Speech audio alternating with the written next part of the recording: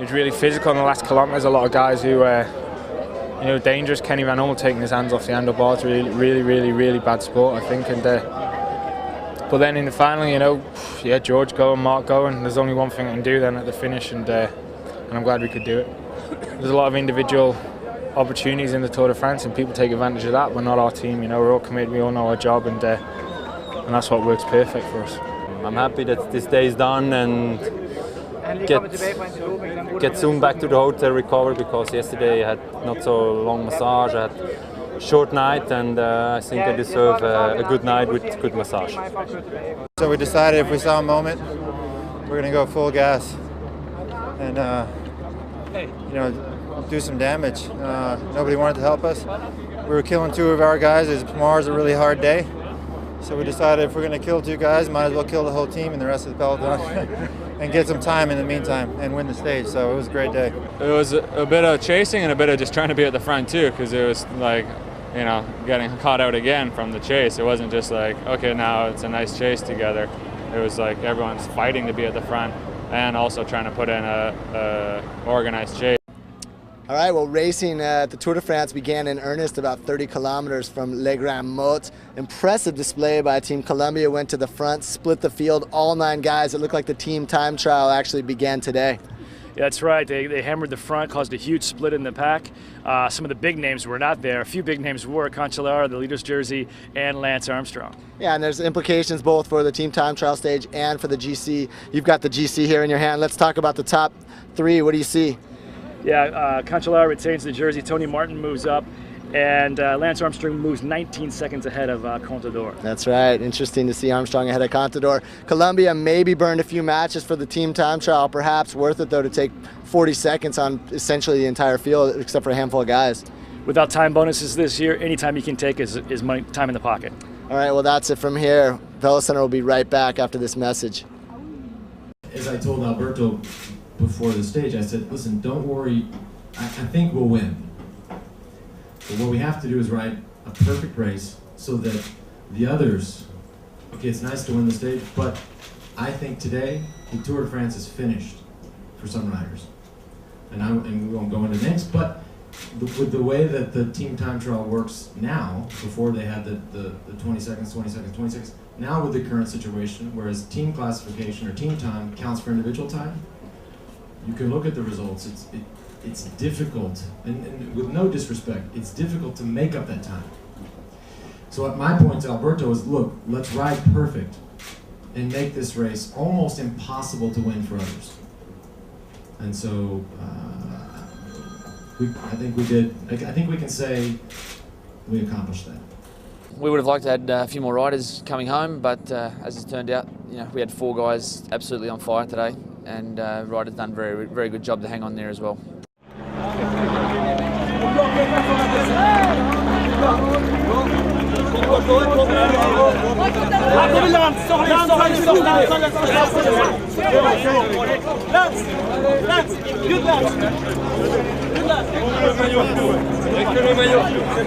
Il n'y a que la caméra plus haut, c'est le signal inverse.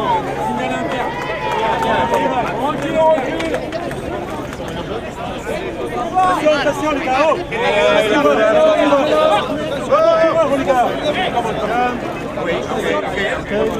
Ok, switcha però molto.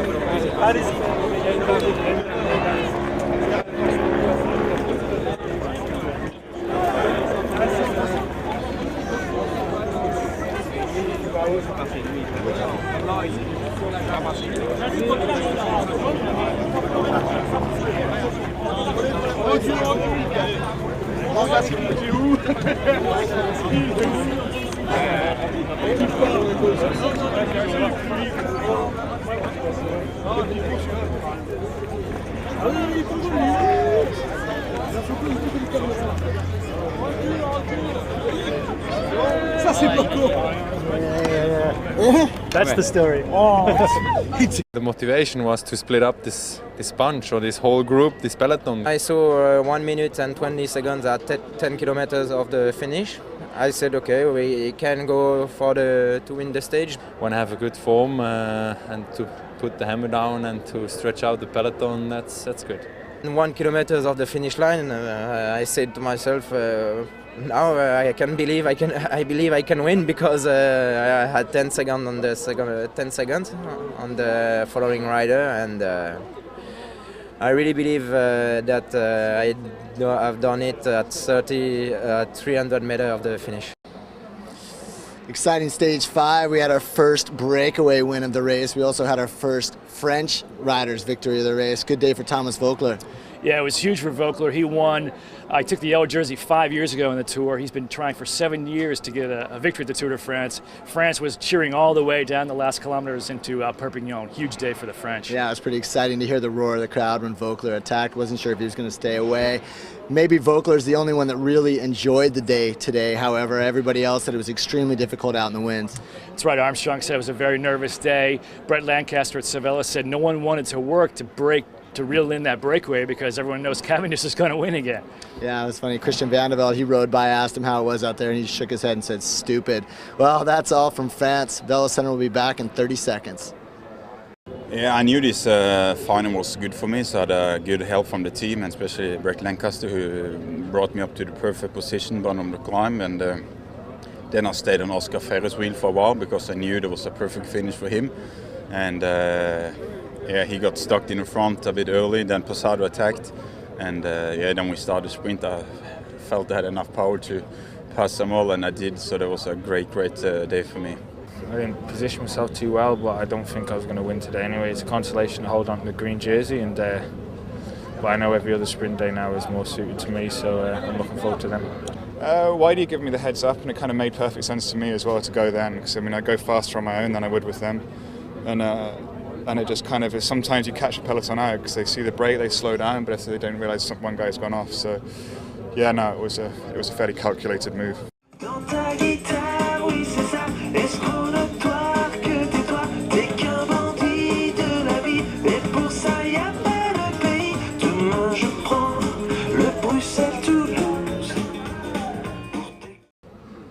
All right, well, wet and dramatic day here in Barcelona. The crowds, that didn't stop the crowds from coming out. We saw big crowds at the finish, as well as in Girona, where the Spaniards finally showed up in force to support Contador. Maybe no surprise that a Garmin rider was on the attack. They make their home in Girona.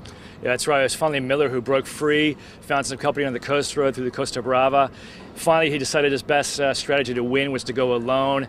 With 10K, he said he thought he might have enough in the tank to win. He said he got caught on the last climb. He felt like all the energy was getting sucked out of him. A minute or two after the field comes through, you see the Wounded Warrior straggling in. We saw Tom Boonen, big raspberry on his hip. He went down hard. Tyler Farrar clutching his ribs, didn't want to stop and talk. And we're hearing Michael Rogers crashed hard and maybe out of the race. That's all the time we've got from Barcelona. After the commercial, Velo Center takes a closer look inside the leadership question at Team Astana. I didn't expect him to go by the plan, so no surprise. It was windy, so that was the only, it was hard to be alone in the wind. What did you think when he went, when Alberto went? Like I said, I wasn't surprised. Not a big surprise he attacked. We're in Spain. He feels good, so it wasn't the plan, but it's not a surprise. There was a lot of headwind, and he attacked, and then also, in my opinion, he had a little advantage with the cars and then the motorbikes in front of him. All right, well, stage 8 in the books, the second of 3 days in the Pyrenees. I think everyone knew a breakaway was going to go away today. I don't know if anyone predicted it would be Cadel Evans in the break. It was a big surprise to see Evans right off the bat trying to get away in that move. GC rider like that in a breakaway is almost certain to doom it. We saw Cancellara and Hincapie both telling him, please get out of this thing, it won't stick if you're here. At the finish line, Evans, his frustration was coming out, telling reporters that the riders were acting like 3-year-olds. He was real angry at the line. Yeah, interesting. Those guys attacked and attacked and attacked, and Cadel finally dropped back. And then 3 of the 4 guys who bridge across go on to contest the stage win. Of course, Castapan Sanchez taking that win. And that brings up an interesting point. A lot of buzz in the press room about Contador having maybe an alliance with Castapan, a Spanish team. We saw a little bit of that going on at the Dauphiné. What's your take? We'll see what happens with Sanchez, maybe the whole team rallying behind Contador. Contador was helping Valverde win at the Dauphiné, but I'm not attacking him. Now the speculation is, without Valverde here, Pereira pulling out today, the Caspatarn might rally behind Spanish rider Contador. Yeah, and we also saw a Castapan rider chasing down Evans yesterday. Interesting. Well, more on that later. That's it from France. Back in 30 seconds with a Stage 9 preview.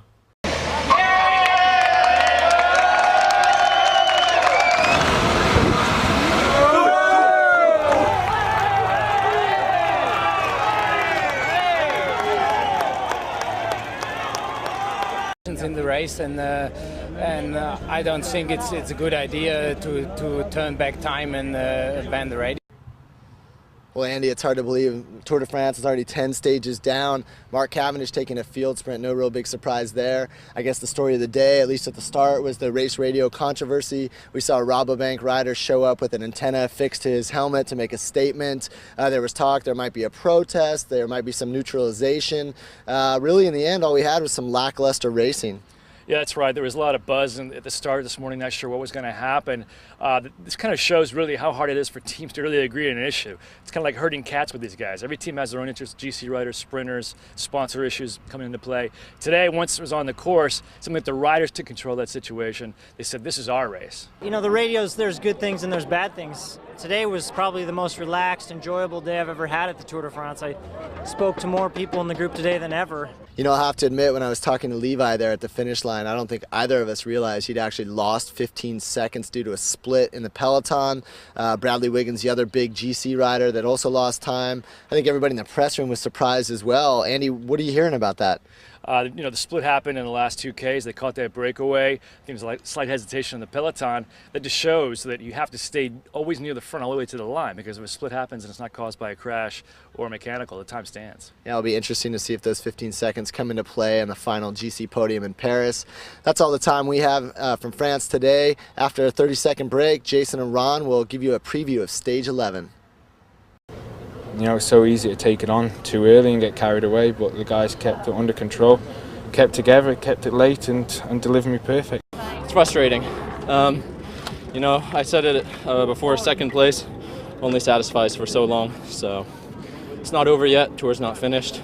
Everybody wants to be there, but in the end I had a good position. I tried to go, but no chance. I divided it into two pieces a bit mentally. The first was with 25 Ks to go, and then again with 10 Ks to go. And with 10 Ks to go, I wanted to try and drop Calzati and go alone to the finish. I would say today was probably one of the hardest days of the tour so far. You saw that it took something like 85 K for the break to go. It was full gas for 2 hours today. So I mean, everyone was really on it today. And once the break was gone, I think everyone just was happy to sit up, take a breather. It was a new experience having to settle in and try and recover after, you know, while still going 50k an hour, you know, and I was able to do it because the guys looked after me. Stage 12 finishing in Vittel. Nicky Sorensen of Saxo Bank, his 7th Tour de France. He's a veteran domestique. Finally gets a chance, a little bit of a spot in the limelight. Perhaps what was more interesting today, though, is actually what took place before Sorensen and 6 other riders went clear. Yeah, that's right. Before that breakaway pulled away with about 80 Ks to go, Andy Schleck said it was a real dogfight. Riders were attacking off the front. At one point, Schleck and Evans both were making moves, drawing out Levi Leapy. It was anything but routine. Yeah, it's funny, you know, people have been suggesting maybe this tour a little easier than tours in the past. Only one summit finish in the Pyrenees, not a whole lot of change on GC. I had a chance to ask Mark Cavendish his thoughts on if this tour was any easier. He didn't like that question too much. It's a hard tour. The Tour de France is always hard. It's so easy to sit and watch it. You know, it's a little bit offensive that somebody comes and says that, actually. Cavendish might have been offended, but Tour Hussoff was frustrated today. Cervelo was trying to set up their train today to win the intermediate and the final sprint. Cavendish made easy work of Hussoff. A very frustrated Hussoff at the finish line said he's conceding the fight for the green jersey. All he wants to do now is try to win a stage before the Paris. Yeah, several other riders frustrated behind that bunch sprint. Some big names. Levi Leipheimer going down, 2.5K to go. Cadel Evans, Michael Rogers also going down. Because it's within the 3 kilometers, they didn't lose any time. Might have lost a little skin. Everybody's okay. We'll be at the start line tomorrow. Well, that's it from Vittel. When Velo Center is back, a close look at Bontrager's new carbon wheel.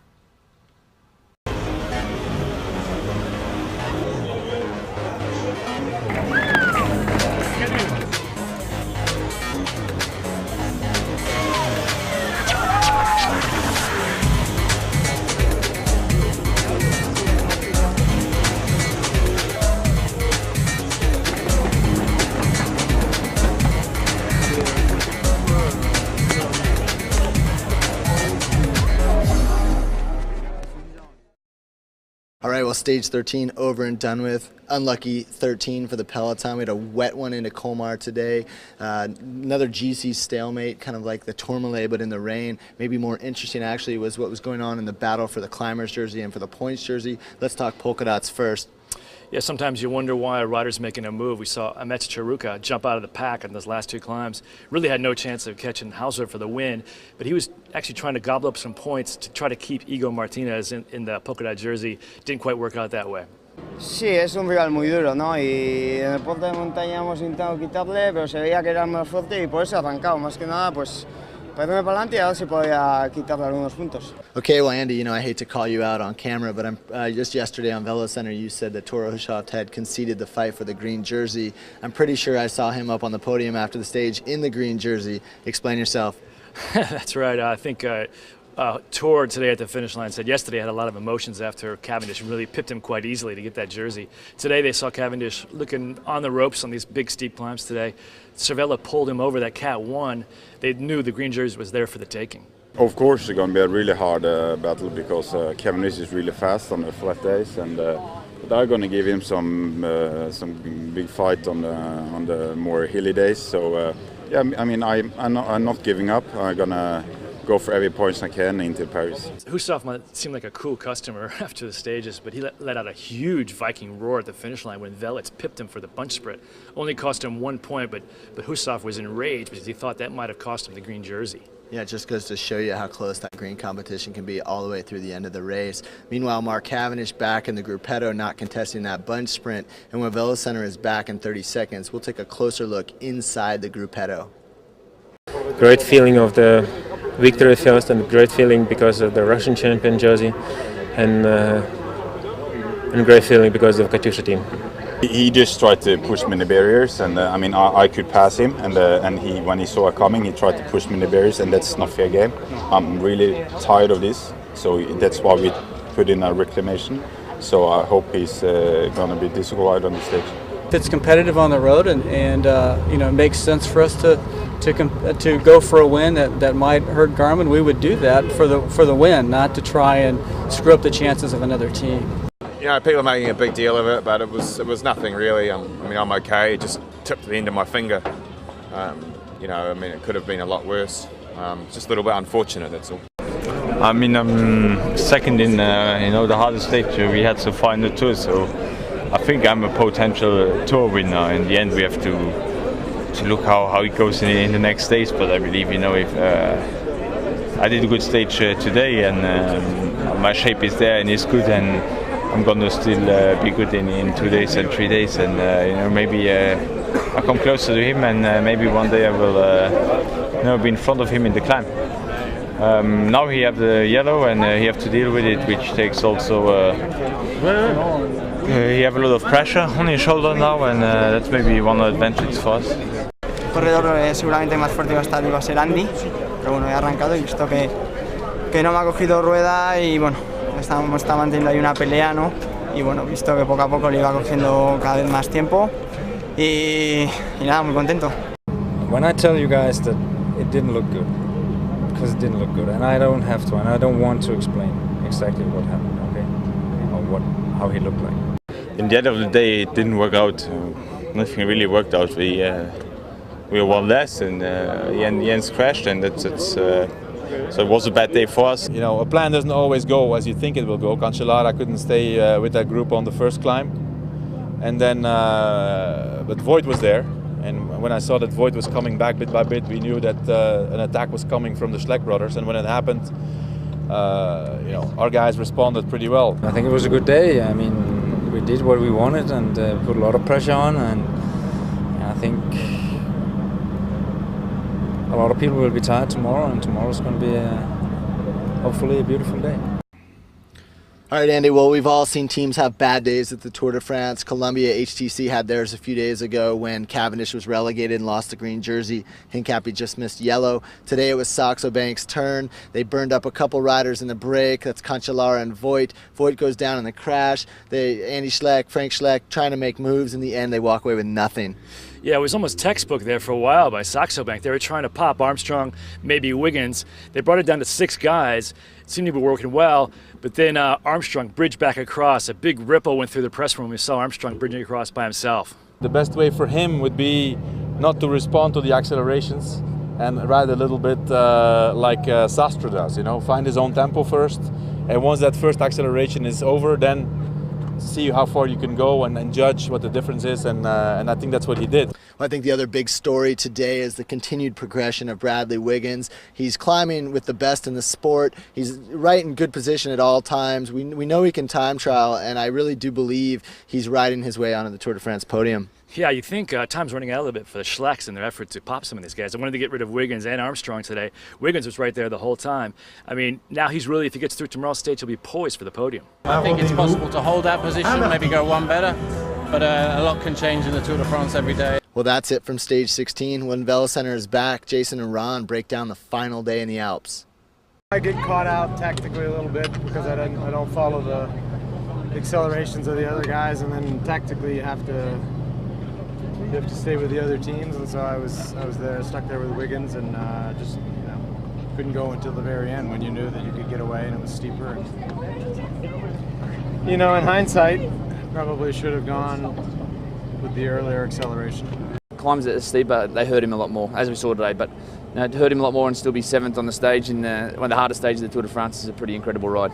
I told Bradley he had to ride his limit on the climb and not worry about anyone else's, because if we started mucking around, we knew Cloden was dropped over the top, so there's a lot of races going on within the race. This yellow sheet I'm holding in my hand is the daily general classification that's passed around the press room. Andy, today's GC a lot different than yesterday's. However, maybe the biggest story and the buzz in the press room is actually Alberto Contador's attack on the Colombier, which dropped Andreas Cloden. Perhaps cost the team an opportunity for a stage win. Definitely affected the GC. Not Contador's, however, Cloden's, and as well as Lance Armstrong's. That's right. There were 2 Schlecks. Contador cranked it up and dropped Cloden.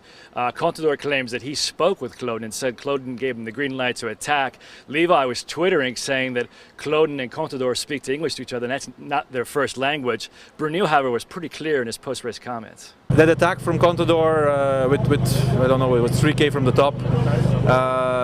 That wasn't really. So I had advised not to go because he didn't need to go. He didn't need to attack because it was clear that the 2 Schleck brothers would go full gas to the finish. And I told them, I said, you don't have to attack to win the Tour de France today, because the difference is there already with Wiggins.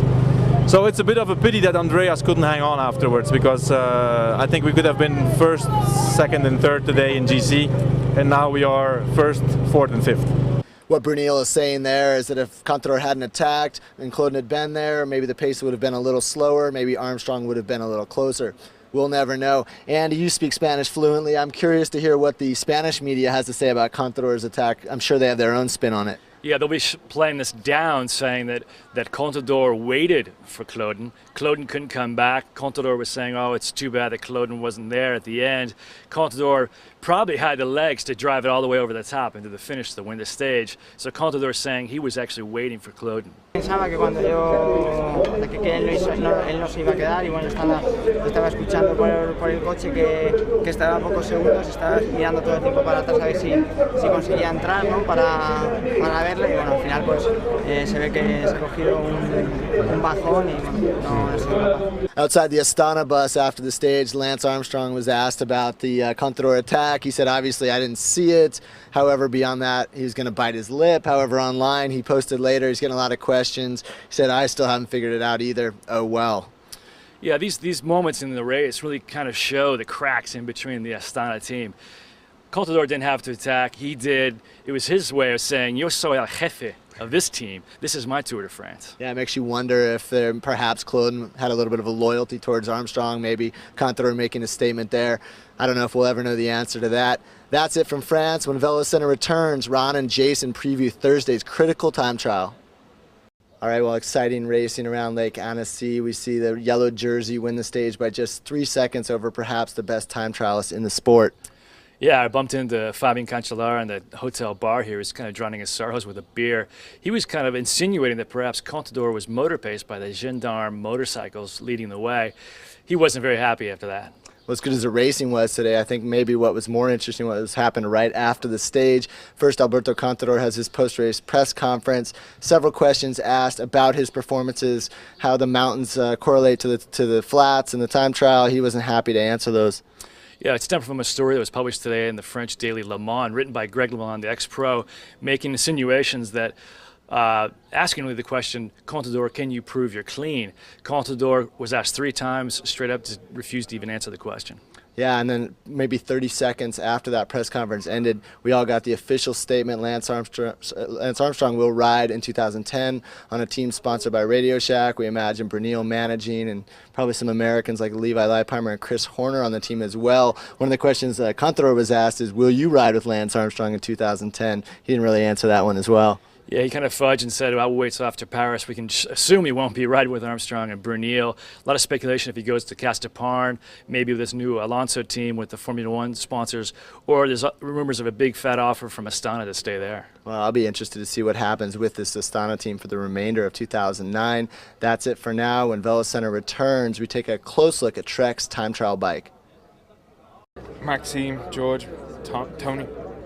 All delivered me perfect. You know, they emptied everything, and I emptied everything in the sprint, and it makes it so beautiful to win. I was on his wheel when he started the sprint. I lost a few meters further, but I came back, and I was happy with my sprint, but I missed a bit to win it. So, but I'm there, and I only lost 5 points for green jersey, so I'm happy with my day. Hombre, desde luego, ¿no? Cada día es difícil. Hoy ha sido un día que se ha ido muy rápido desde el principio. Las piernas lo notan, además, después del gran esfuerzo de ayer. Y mañana será un día muy difícil porque habrá muchos ataques y, bueno, esperemos mantener este maillot. Gracias. For a lot of teams, it was the last chance today to win the stage because there won't be many up in the front tomorrow, and then on Champs-Élysées it's a sprint. It's a sprinter, so it was hard today. Dans ta guitare, oui c'est ça, est-ce qu'on a toi que t'es toi, t'es qu'un bandit de la vie, et pour ça y'a pas le pays, demain je prends le pouce à tout.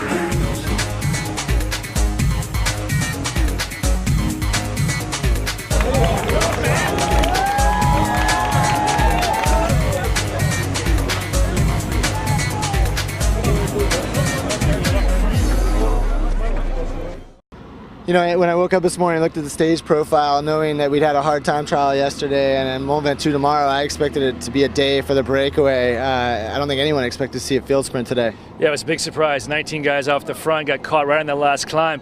Rabobank was cranking it up to try to set up Freire, but at the end, Cavendish wins again. Hussoff second. Yeah, interesting to see those two. There's been a lot of back and forth between Cavendish and Hussoff, particularly after Cavendish was relegated. Came out and said, the only way Thor Hussoff is going to take the green jersey is if I get relegated and taken out of the competition. We had a chance to talk to Hussoff at the start to find out what it's been like racing between the two since that happened. We all forgot what happens when he got disqualified. It's no problem now.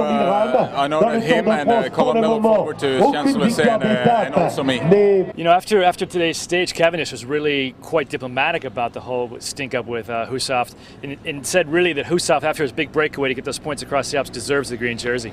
Yeah, we've seen a lot of rivalries kind of come out of this tour. We saw Garmin and Columbia go at it when Hincapie didn't get the yellow jersey. Obviously, Armstrong and Contador. This tour may be remembered as the tour where rifts were created that last for years.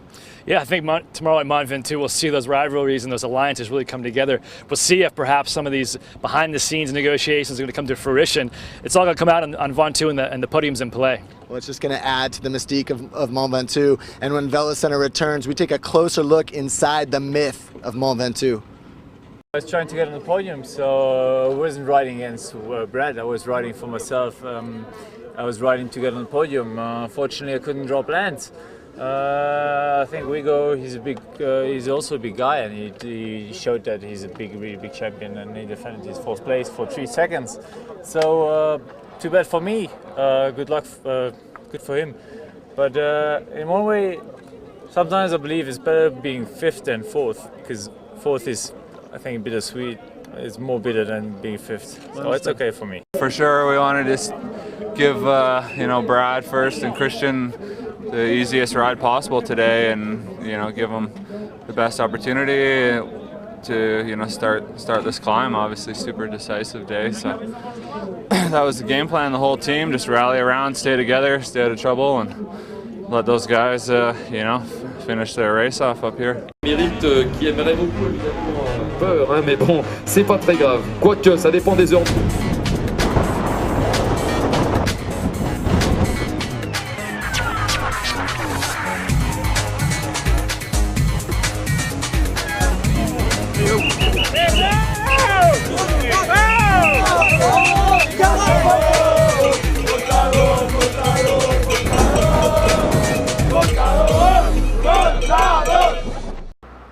Here in Paris, I'm alone. Andy Hood is already back to his home in Spain. The Champs-Élysées, of course, the most prestigious stage in all of sprinting. Mark Cavendish did exactly what he said he was going to do. Interesting to see Colombia kind of taking over from Garmin in those final kilometers. There's George Hincapie drilling it.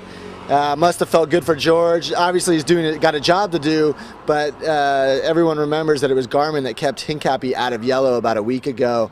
Mark Renshaw in second. That's an amazing finish for a lead-out man. What's more amazing is that Cavendish took 6 field sprint wins at this Tour de France. That's a new record. Also amazing that Thor Hushovd was able to keep that green jersey with only 1 field sprint victory. It all comes back to stage 14 when Mark Cavendish lost 13 points when he was relegated. Also on the podium, you saw Franco Pellizzati in the points as the best climber. He was also awarded the most aggressive rider for this Tour de France. You saw Lance Armstrong and Alberto Contador, a very interesting dynamic between those two on the podium. They came to this Tour de France as teammates, but also as rivals. Next year, they will be back simply as rivals. In fact, this morning at the team bus, Lance Armstrong admitted that he skipped the team party last night to celebrate Contador's overall victory. Instead, he went out with some of the sponsors of the Radio Shack team for 2010, admitted he had a few extra glasses of wine. I'd be curious to find out what happens tonight in Paris. All the teams tend to go out and celebrate as a team, and then the riders come together for sort of a peloton party, if you will. We'll find out later if Armstrong and Contador are spotted, having a drink together and perhaps mending those fences. Ask anyone who's ever traveled with the Tour de France from the Grand Départ to Paris, which is where we are now, and they'll likely tell you the same thing. After a while, it all becomes a blur. The start towns, the finish towns, the stage winners, it all blends together. There was really one lasting memory for me from this tour. It wasn't a performance on the bike, it was the dynamic between Alberto Contador and Lance Armstrong. We knew before the race it was going to be an interesting relationship. Last year's race we didn't have any former champions. This year we had 2, and they were teammates. And every morning at the start, at the Astana team bus, it was clear that the fans, the journalists, even the team staff really were supportive of Lance. They were rallying around Armstrong. Contador just sort of came and went quietly with just a small smattering of applause. There was clearly a mind game going on between Armstrong and Contador, and in that regard, Armstrong had the advantage. However, when it came to on-the-bike performances, Contador was the stronger rider, and he prevailed. But we saw all the way from the team presentation to the team time trial podium to the final podium in Paris, the dynamics between those two was it was cold, it was distant, and there's really no friendship there. And that's the image of the 2009 Tour that will always last with me. It was 2 champions, 1 team, 1 goal.